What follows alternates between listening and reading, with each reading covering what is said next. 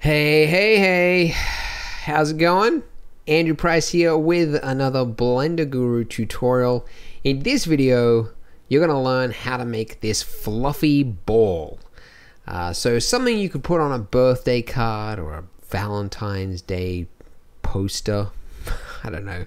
Something that just looks cool. Like ultimately this is all about just making something that looks aesthetically pleasing. Maybe you can just post it on Facebook for your mum's Mother's Day. I don't know. Anyways, so we're using Blender, of course, and we're getting deep into strands, particles, strands, same sort of thing. So getting deep into that, getting into the settings in order to create some nice sort of clumpy looking fur that has enough variety and roughness to it to look nice and fluffy. Then we're going to jump into the node editor and adding the materials for that fluffy sort of look. So giving it some color, adding in like various ways to create like different colored patches and things. And then to end it, we're going to be using Pro Lighting Studio to add the lighting and the background. You don't need Pro Lighting Studio to follow along with this, so if you don't have it, that's fine. You can just, add lighting your own way at home. But the rest of it, it's all here. So yeah, we're gonna make a cool fluffy looking ball. So without further ado, go ahead and open up a new scene in Blender. Alright, so with a brand new scene open in Blender, we're gonna start by deleting the default cube and the default lamp, and we're gonna replace it with a UV sphere. This is gonna be our fur ball. Go figure. So with this ball here selected, we're gonna go to the particle panel, add a new particle system, and we want to change the type from emitter, which is that, animated individual points, to hair. Spiky ball. So we've got, it doesn't look that great at the moment. The biggest problem is that it is all completely uniform. So the first thing we're going to do is try to break it up, make it look a little bit more random. So enable advanced, which gives you all the controls you actually need. I never don't have it on advanced. Okay, so with advanced selected, we can change where it is emitting from. Currently it's emitting from the faces, which is how I've always ever done it. And then I've just learned that if you select volume, it creates a lot more of a varied length to the hair because it's basing it from inside of it at random points from inside the volume of it. So it creates sort of varied lengths. And on that note as well, you can also change the length of it down here as well. So this will give it an even more random length to it. So now that's looking a lot nicer, a lot more spiky. So it's a little bit long at the moment. So I'll just turn this down to 0.5. Actually, no, I won't. I'll just leave it where it was. But I'll give a little bit of a random, just a very slight randomness to this amount here. So this is, like if I set this to 0, this is now, instead of it being pointing out in any direction, it's now just completely random. That's a little bit too much. So I'm just setting it to 0.05, but the majority of it just facing out in the right direction. Hopefully that makes sense. So to get some I don't know, some waviness to it, because it's all completely straight at the moment, we're going to use this Brownian value here. Really, they should call this the squiggly pattern. Because that's what it does. It bends it in this sort of nice squiggly form. I love it. It's my favorite value out of everything because it's like whenever I'm working on a particle system and I'm like, doesn't quite look right. I'm like, oh yeah, Brownian. And I turn it up and it's like, there we go. That's what you need. They should call it the squiggly. The squiggly. Now you can see that it's quite, actually, on this note, you can't see what's really going on because it's too dark. So if you just add a material, it's now white and it's much easier to see. Apologize if you can hear the trucks outside. They're doing some lovely construction in my area. Yay. So as I was saying, Brownian. Yeah, okay. So you can see that it's quite spiky, these particle lengths here. And I always thought that's just how it was, like in the viewport, it's just spiky, deal with it. But I've learned if you go to the display and increase the steps, you can see that it smooths it out. So the more steps, obviously, the smoother it is. But I guess the slower your viewport will be. But, just set it to something. Oh, 7 is the maximum. There you go. Learn something new every day. Okay, so we got some nice squiggle going on. It's a little bit too much at the moment. I was just using that as a demonstration, but we can adjust this later. But let's just leave it at like 0.3 for now. All right, now where you're going to get most of the nice fluffiness from is from some clumps. Clumps. It's a really bad way to describe it. But basically, this is all stringy. This is like individual strands. They're each doing their own thing. They're not really related to each other. What you want to do is go to Children and enable Interpolated. So what Children does is it, like if I just put it on this simple, and I'll just set this to 100 so we can see it. What it's doing is, I apologize if you already know what Children do, I'll just briefly explain it. For each one of those normal parent particles, we'll call these, and that's what they're called. For each one of these particles, it's now creating particles around them, strands around them, to follow their exact movements. Now, I've always used simple, because that's what I thought just, always works. But I've now learned interpolated works even better, because what simple does is it just follows the parent particle and disregards everything else. Interpolated interpolates the movement. So what it does is it bases the children's direction and shape off the parent particle, but also the adjacent particles. So it's kind of hard to see in this example, but basically it's like it's smoothing it off. So if one parent is going, if one is going like this, and then another one is going like this, then what it will do is like the parent particle, the children particles will be like like that. So that's as opposed to the simple one, the simple children, which would be like following that. You see what I mean? So that's why interpolated just generally works a lot nicer. Now I've completely forgotten how to get rid of this grease pencil. How do you get rid of grease pencil? I thought it was like D right click. Oh, it is. Oh, that's just taking forever though. Alright, let me just come on, grease pencil. Grease pencil. Alright, all over the shop. Okay, so we got interpolated. So the display is just for your viewport, like how many children per original parent. If it's going really slow for you, you can just set it to something low. But for the render, we're going to use, let's say 150. We might even increase it later. I'll stick with 150. Okay, so it's looking a lot nicer, a lot fluffier, but it is still like the clumps are a little bit just sort of random at the moment. So if you increase this clump amount, what this is going to do is it is going to sharpen it. It's going to like taper it, everything towards the original parent. And if you change the shape, you can also adjust like how it tapers it. So like that's sort of like a bulged, and then this one is like super duper spiky. I'm just going to leave it at 0. The other thing we're going to do is to try to break up actually we won't get to that yet. We'll just do the roughness first. So looking at this, you can see that the children are very, very smooth. There's no randomness to it. Like the original parents, like these have a little bit of variety to them, like they're sort of everywhere. But the children are completely just following it. There's no sort of, we want to break it up. We want to make it look a little bit more rough. By the way, if the grid floor is bugging you, because we are working in a completely surreal, non-realistic environment, we don't need the grid floor. So if you just check only render, it just disables everything except what is going to see in the render. Anyways, okay, so it's too smooth. So we want to make it a little bit more rough. So we have these roughness values here. Now, I'll be the first to tell you that these are, honestly, I can't really think of a more badly structured way to show things to the user. Like, it's just so hard to understand what each of these do, and every time I use it I have to remind myself, what is it that each of these do?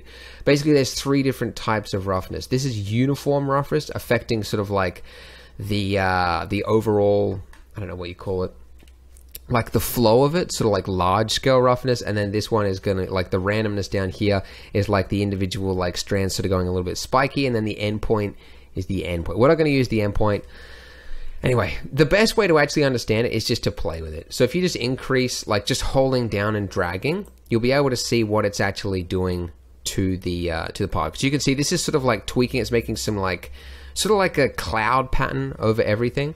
And then if you adjust the size of this, this is now changing the size of that cloud pattern, if that makes any sense at all. But you can see it's like the clump itself is all moving in this one squiggly line. So it's not really adding like uniform randomness to each individual child inside a clump. But sorry if this is going too fast for you.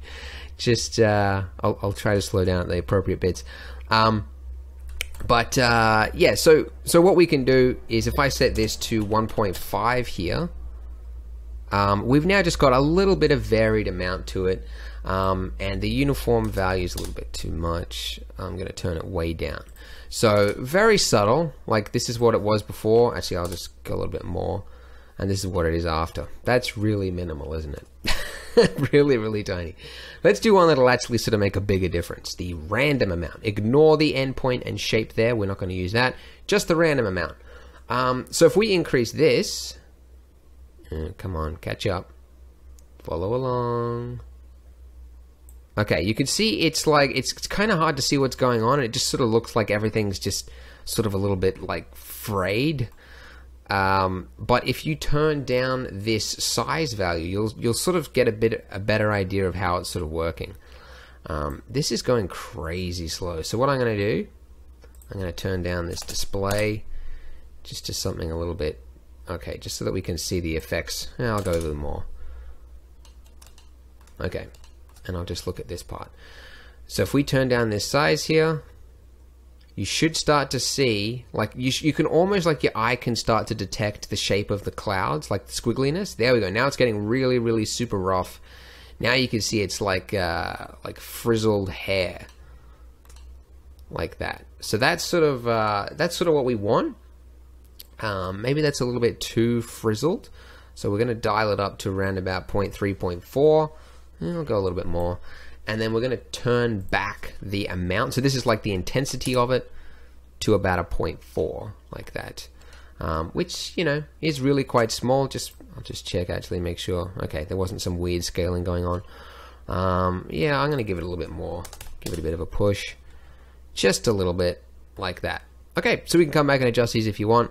Now, one thing to look at this is that all of these, like there's a little bit of varied length, because we've used you know, random there, and we've got them emitting from the volume. So it is like different strands have different values. But what can really make it look cool is if you've got a few which are like super long, like really spread out from the others, like some like long strands.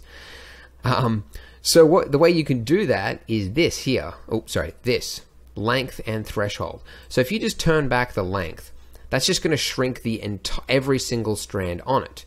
So that's not really that useful. But if you then include it with the threshold, that means that a few of them will break through, like 0.1. 10% of them will break through and become these long strands, and the rest will be short. So it's going to be very subtle. But so I'm going to make it so everything is like 80% the normal length, but then 10% of them are breaking through, and they're going to create just some long, wispy sort of whiskers. I don't know. Okay, now let's do something that I've never done in a tutorial before, which is using the kink value, which adds even more waviness to it. So again, it helps if you can play around with it. If you're worried, or if you're curious what these two values here do, let me remind myself so that I don't say the wrong thing. But the frequency is the intensity, like the amount of the effect, and the amplitude here is the size of that cloud. So like, wait, did I just get that completely wrong? Hang on a second. Which one is it? Maybe it's the other way. Come on. I'm just trying to figure it out. Okay, I think I got it wrong. Okay, so the amplitude would be the intensity. The frequency would be the shape. See what I mean? Like, why is it... I mean, if they've used the word shape up here... No, size here. Why isn't this called size? And amplitude, why isn't it called amount? I don't know. I always rant in the tutorials, but... Anyway. Apologies for any devs that are listening. let's just set this, so the render amount, that's what's actually going to come through in your render. So if you just lower the display so that it's okay in your viewport. But if you want to see what it's actually going to look like in the render, helps to have them match. Otherwise, I think we are just about ready to get into the rendering. One quick thing though, the Cycles hair settings. By default, actually, I'll show you what it looks like first of all. So for the lighting, we can turn off the only render now, just so that we can actually see what it's going to see our camera and everything else. So adding in a sun lamp. That's all this is. One sun lamp. I'm not going to rotate. I'm just going to leave it exactly where it is because it doesn't matter where it is in the scene anyway. It's just pointing directly down. And I'm going to set the strength of it to 10. Turn your background to black. I should shut my window, shouldn't I? Why didn't I do that? Excuse me while I shut the window. It's only open a crack anyway. Ugh. Okay, apologies for that. Just imagine somebody raging at home. What kind of unprofessionalness is this? You shut your window, wasting my time. So now let's so we set the background as black just so that there's no light that's bleeding in and anything else. We just want to see how it looks just with a default sun lamp, default values of the sun lamp, pointing down on our fur. Dun dun dun dun dun. Packing BVH, please don't crash. Awesome. Okay, so it looks like fur. It's not exactly it's not special, but it's not bad as well. So okay, so I mentioned I was going to talk about the fur rendering settings. Let me just select. Don't worry if your computer's going slow. I just spent 10 grand on this one, and it's still slow as you can see. It's just a lot of fur, a lot of strands, and your computer won't like it. So this is the size of each strand that it is rendering right now. So what we want to do is just reduce the size of the root down to 0.5, which I guess evidently also reduces basically the whole thing because it's just going from the root all the way to the tip. You could change the scale if you wanted to. Anyways, once this figures it out and starts to re-render, you should see a small difference. The strand should be, I mean, man, look how slow it's going. The strand should be a little bit thinner. There we go, just a touch. Okay, now the other thing we need to do just before we get into the materials is turn on B-spline. And what this does is it just changes the way it... I could pretend I know what it means. I heard it was like it's kind of similar to NURBS in that the way it sort of handles points, but it can generally smooth it out, apparently result in faster render times with less steps. You can increase the steps there if you want as well. Now, I've also heard that you should turn on strand render, but I'm very curious if anybody thinks this makes a difference. I don't know, I think I noticed a slight difference myself, but I always thought strand render was to do with the internal renderer only, not this one, not Cycles. But anyways, we can turn that on or off depending on what you want.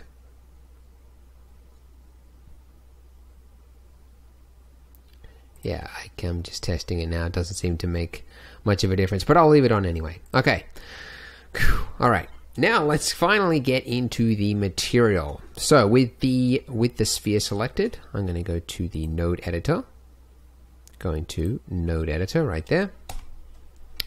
And what I'm going to do is I'm not going to delete the diffuse shader, but I will disconnect it because we are going to use it later, just not right now. And in its place, I'm going to go ahead and replace it with a hair shader, hair BSDF. Whatever that means, keep forgetting. Doesn't matter, just shader. That's all you need to know. So the hair BSDF shader, it allows you to do two things. It allows you to, it's a shader specifically designed for hair. There's a shock horror. But what it really means is it's like, if you look at the reflection that's coming off this hair here, it's in a way which suits hair more than any other object. So it's casting the reflection along one axis. So it's kind of like an anisotropic gloss. It's all stuff you don't really need to know, but that's the reflection. And then there's also transmission. Transmission is basically the translucency of the hair, light that's passing through the hair. Now, you can't do both at the same time, and I sort of fluctuate between my opinion as to whether or not it should, because sometimes I'm like, oh yeah, no, it's good if you can separate them because you can have more control, and then other times I'm like, no, it would be good if it did both. But either way, you have to duplicate it. You have to make one of them reflection, one of them transmission. So what we're going to do, first of all, is just like if you were making most materials in Blender, you would add a diffuse shader and then a glossy shader. So that's what we're going to do right now, and we're going to mix them, like usual, with a mix shader right there. So now we've got the diffuse, and if we turn this all the way up to the right, we're getting 100% reflection. All the way down to the bottom, we're getting 100% diffuse. So you want a mix in there, whatever mix you want. I'm going to go with my tried and true method of 0.2, which is what I always use for most materials. I don't know, just defaults to something that looks quite nice, I guess. And then, as well as that, we're also going to go ahead and combine this with our transmission shader right here. So because transmission shader is a... Oh, what's going on? Whoa. I think it thought I was moving something. Okay. Gosh, you know what I should do? I'll just turn down the children here to like 50. Oh boy. I can feel the room heating up. That's the annoying thing. In summer in Australia, I have to do my tutorials. I have to try and finish within like 20 minutes or else the room gets really hot. Because I can't turn the air conditioner on while I'm doing it because it's a portable one and it makes this horrible... Sounds like a lawnmower's in here with me. Anyways, okay. So because it's adding something to it, it's translucency, you shouldn't mix it, you need to add an add shader. Now some people are against add shaders because it's technically not realistic to the real world, because it's adding light to a material, which is impossible. But this is in a surreal, like it's a fur ball in space. Like it really doesn't matter that it doesn't make sense. All that matters is just that we make a cool looking image. So whatever, right? Let's go ahead now and add some color to it, because this is looking very fluorescent, and yeah, gotta add some color. So to add the color, I'm gonna add in a color ramp here and a hair info node. So the hair info node is a relatively new feature for Cycles. I don't know, the last year or two. And what it allows you to do is to specifically control parts of the hair in the material. So if you take the middle one, this intercept value, and plug that into the color ramp input, and then you take this out of the color ramp, put that into the diffuse and the transmission, but not the reflection one, because remember, just like if this was a glossy shader, you don't want the reflection to have the color of the material. It always should be white unless it is metallic. Right, so just the diffuse and just the transmission. Now, this hair info node, what it does is it acts as, it's coloring the root all the way to the tip. So the tip is white in this case, and the root is black. To demonstrate it, if I just make this pink, you can see that it's now pink inside, and it's whiter as it goes towards the edge. Pretty cool. So I'm actually going to keep it black, but I'm going to make a middle point right here, and I'm going to make this, you know, whatever sort of color that I want. I might go with a sort of a bluey, aquarish color like that. And then I'm going to make another one next to it, and I'm going to make this one a darkish, bluish sort of color. Now, if you're wondering where these sort of values came from, it's all just guesswork. Whatever looks nice. In this case, this is one that Gilherm, the artist who made the final image for this tutorial, who works for Blender Guru, this was a sort of an arrangement that he sort of came up with, and I just tweaked it a little bit. And yeah, it just looks nice. So don't worry if you're like, how do you come up with values like this? It's just whatever looks cool to you. This, as you get more into it, you realize like there's not really an exact science to anything. It's all artwork. And anyway, so I'm going from like a darkish color to a sort of a richer blue saturated sort of look, and then up to a sort of paler but brighter looking bluish color, and then finally white at the end there. Okay, so it's looking pretty cool. But one thing that, like what we did with all of the, you know, particle settings we had before, we want to add variation to it. We want to give it, like it's bad if it all starts to look too uniform. So currently the blue is cool, but it does make it look very uniform. So we're going to break it up. And the way we're going to do that is by adding in a noise texture. So add in this node here. And what we're going to do is use this noise texture to define parts of this that are going to be blue and parts of it that are going to be another color. And the way we're going to do that is by adding in a mix RGB node, used specifically for color. Drop this in here, and then take the output of this, make sure that it's also connected to the transmission that you had before. And then if I take the output of this factor value and put that into the factor input of that mix shader there, it's very hard to see here because it's very subtle. So what I'll do as well, just so that we can see it, and also I will guess we'll keep it for the final render, but I'm going to increase the contrast to 10. Now you can sort of see it a little bit, but basically everything is going to be blue except whatever is in this input, right here. This bottom input is going to be wherever the other patches are, like blue and then whatever this is. So if I make this purple, you can see exactly what I'm talking about. So it makes it purple. So what this means is, I mean, if you wanted to, you could duplicate this color ramp. You could connect it up. I was hoping it was going to guess it with the F key. No. You could, you know, make some fancy little thing like this, which is what I think Gilholm did. And, you know, plug that in there, and, you know, you can get kind of creative with that. But you could actually save time and also have more control over it if you keep this color ramp, but you give it you adjust the hue or the saturation of it. So you can do that by adding a hue saturation node. Drop this in right here. Then take the output, plug that into there, plug that into the bottom input, and then now, if you adjust this, you're now keeping the value and saturation that you've got in this this color ramp that we created, but you're now just tweaking the hue, which if you're not sure what hue is, if you've need a refresher, it's basically this value here. So it's like it's sliding it around on the color wheel. That's basically all it is doing. I can't remember where it was. I don't want to hit Control Z because then I'll have to refresh that. Anyways, so I might go for a reddishy pink color. No, not red, pinkish. That looks kind of cool. But I will turn down the saturation, and the reason for that is that, like a lot of people know about like complementary color schemes, like that, you know, blue and yellow goes together, or green and purple. I've got a video on color if you want to watch it here, by the way. It talks all about complementary color schemes and things. But a lot of people know that, but a lot of people make the mistake of mixing them at equal amounts. So what that means is, like in this case, you don't want to have equal amounts blue, equal amounts pink. You want to have a blend. You want to have one of them being the dominant color. So at the moment, it's like they're fighting.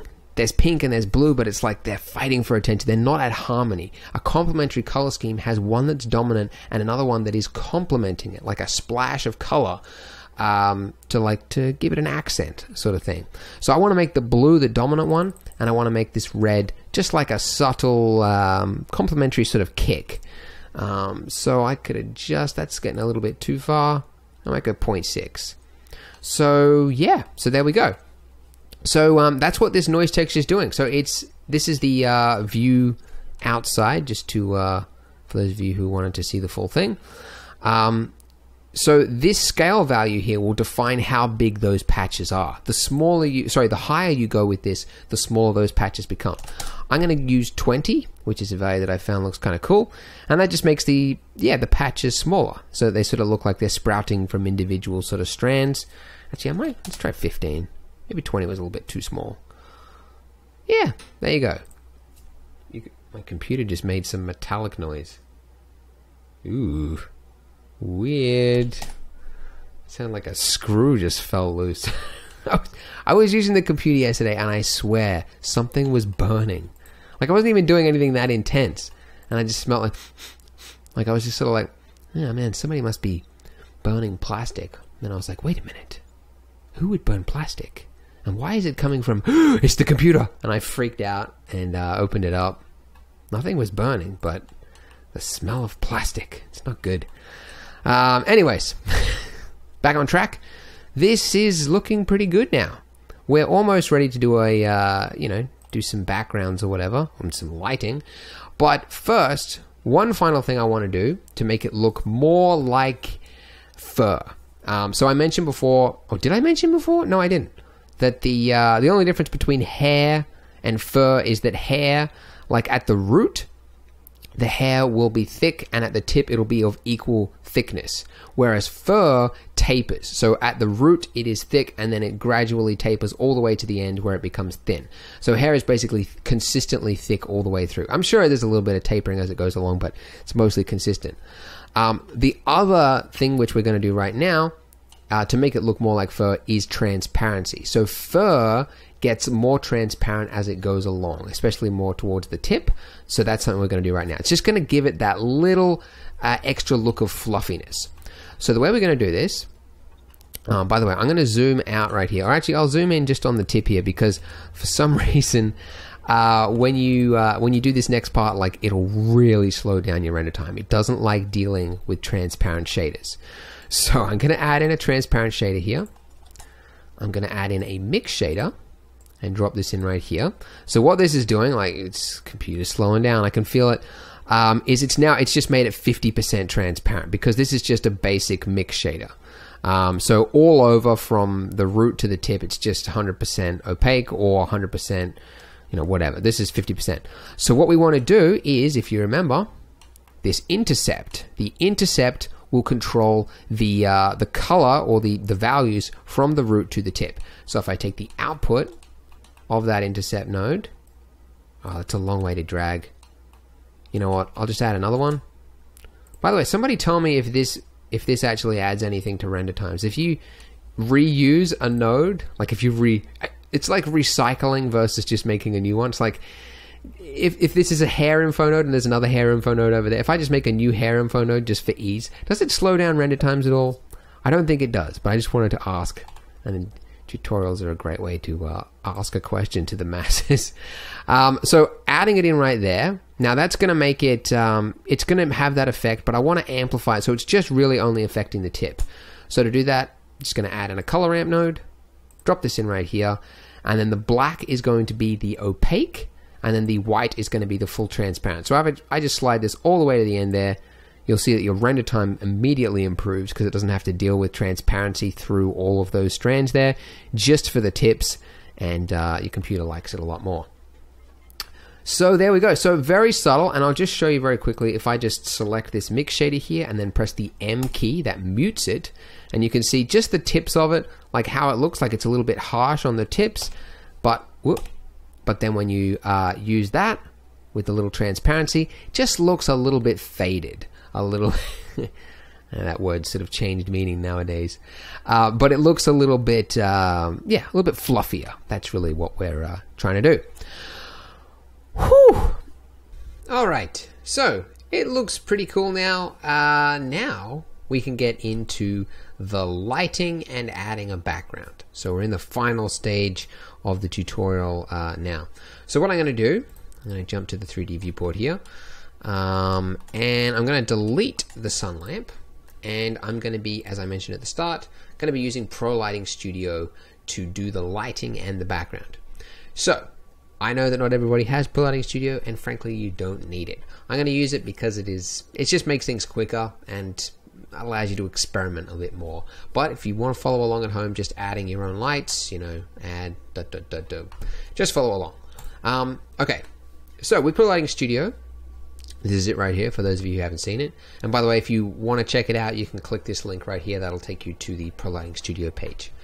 But otherwise, this is it right here. So all you do is you select the object that you want to light, and then you hit enabled. And the whole point of it is that it allows you to have fast lighting applied to a model and then rapidly go through a bunch of different styles without needing to worry about their placement and the intensity of it, etc. So there's a bunch of different styles that are here, and you can scroll through them. There's different types, ones for characters, etc. So you can just click it like that, and then it updates your lighting for you. So I'll position the camera front onto the fur right here, just so that we can see it. And one other thing as well, because I've done this recording, I swear, like 5 times now, and it's because I think it's because the GPU is working so hard to render all this fur that like the audio gets out of sync, and it's just, yeah. So I'm dropping the display down to 30. But anyway, okay. So back to the Pro Lighting Studio here. So what I'm going to do is just cycle through. And I'm just going to show you the process that I use when I'm lighting something now, just using Pro Lighting Studio, and it's just to cycle through it. And really, when it comes to lighting something like this, it's really whatever looks right to you. Like, it's emotional. It doesn't matter. Like, we're not lighting a face, so it doesn't matter if the light is hitting the eyeball or anything like that. I like this one. This one always looks fun. It's a furball, so you know, you don't have to worry about anything like that. It's just it's purely up to you. So that's really why I'm using Pro Lighting Studio, because if you had to add all these lamps by hand yourself and try and figure out, you know, which one works well, that one looks quite nice. Yeah, it would just take forever. I think I like this one actually. This is quite cool. What you can do is snap the rotation so it's no longer following your camera. The trucks are back. I had to open up the window because it was getting too hot in here. But I'm going to rotate this just around it like that, and that can change the lighting almost as much as cycling through it can. But I think I actually kind of like it, sort of where it was at the start. Yeah, just a bluish reddish sort of tint.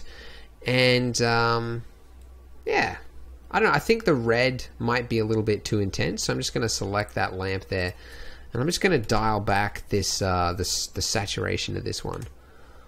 And just a little bit of control just to keep it, yeah, that one. That's the one that's a little bit too much. So let's dial that one back a bit, like that. Maybe 3,000. And then this one here, I'll drop this one to 500. Just so there's like it's a subtle orangey red coming underneath it. I don't know, I hope this looks good when it finishes, because I haven't. Normally, the past times I've done this one, I've used a different one. But this looks alright. So let's go with this one for now. And then what we'll do is add a background now. So again, if you don't have Pro Lighting Studio, you can get by without it. But this, it just makes it easy. You don't have to jump to the composite or anything like that. You can choose a gradient overlay here. So you can choose one like that. Or something a bit interesting. It's off center. I think I reset these. Set them back. But yeah, you can choose something like that. I think I'll go with something a little bit smoother, like these ones here that look like lighting effects. These generally work well for like a character standing against a wall or something like that. It's not bad. Actually, yeah, it's not too bad. And then for the background, you know, you could choose like an image or something like that. But obviously, in this case, I want something that just sort of feels like it's suspended in air. So something with particles in it. These flying embers, they look pretty good. Some dust, that's a little bit too subtle, but I like this one, this debris sort of mix. I'm going to increase the texture brightness just to bump it up a little bit, and then I'll drop down the value here for that one. And I'm not a big fan of that. I'll just change it to something smoother. I don't know actually. I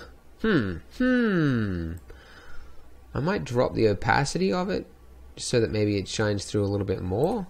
It's less intense. That's not bad, actually. Yeah, I might go with this. So, I mean, like I said, it's a matter of guesswork. Just trying what works well and just hoping that it does. But there we go. I might give this, in fact, I will. No point talking in hypotheticals. I'll give it a render right now. So let me just move this over. Oh, there we go. So I'm going to select my furball here. I'm just going to do one last thing to it. So we've used 150 display. So what that means is for like every particle of this, there's going to be 150 around it. So 150,000 at the moment. I'm going to increase it. I'm going to go 250, and for the number, I'm going to increase this to 1200. So that's going to try and rebuild your BVH. I'm not going to do that. I'm just going to do the final render right now. So yeah, so with one, like if you set this to 100, you can see that the children have to be spread out in between the parents. So it's sort of like it fills the whole ball all the time, but the more you set to, like, the smaller your clumps are going to become. So just increasing that a little bit, it's just going to make like smaller clumps. And then I'm using the more render. I might go 300 actually. Why not? Just to make it look thicker, like they're actually like thick clumps of fur. Anyways, all theoretical. Let's see if this actually works. When we do a final render, I'll just do 200 samples at 60%. All right, let's see how this goes. And there we go. 8 minutes later, we got this render here. Now, obviously, you could see that this this hair at the top here is really blown out. Like if you hold down right click, you can see the values there are way beyond peaking. So you could adjust it in the compositor, or even better, you would fix the lighting to reduce it overhead. But other than that, it's fine and dandy.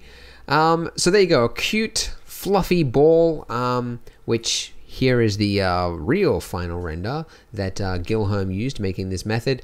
Something that you could put on a Valentine's card, something you could give to an AIDS victim. No, that sounded terrible. I was thinking there was this HIV awareness thing with there was a render that I saw on ArtStation that was really good, and it looked similar to this in color, and I don't know why I ended on this note. That's a terrible ending to a tutorial. I don't know why it made me think of that. Look, that's the tutorial, guys. Hey, if you make something cool with it, please go to Blender Guru and post it in the comments. I really like seeing what you guys make with it. So, yeah, whatever it is, if it's cool, just post it in there. Share it with me. That would be awesome. Otherwise, if you like this video, click like. And if you want to see more like it, go ahead and click on subscribe. Otherwise, thank you for watching, and I will see you next time.